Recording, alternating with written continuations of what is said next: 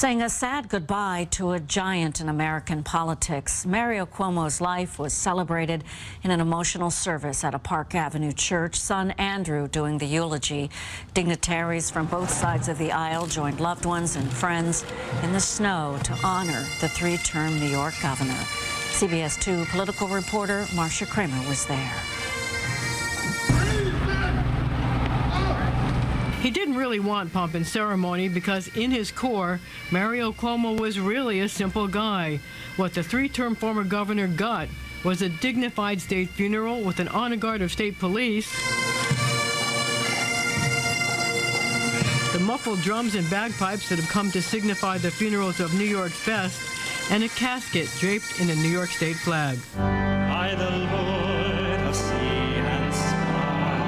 Son Andrew eulogizing his dad as a philosopher and a poet, a man who wanted nothing more than for the great melting pot of New York City to come together.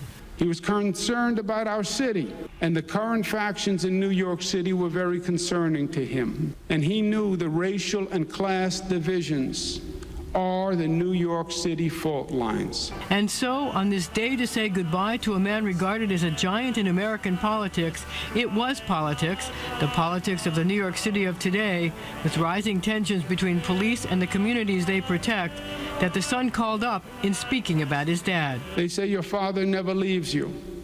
If you listen carefully, you will hear his voice. I believe that's true. But one doesn't need to listen that carefully or be his son to know what Mario Cuomo would say today, that it's time for this city to come together. It's time to stop the negative energy and to move forward. Andrew Cuomo joined in grief with his mother, Matilda. Mario and Matilda were married for 60 years.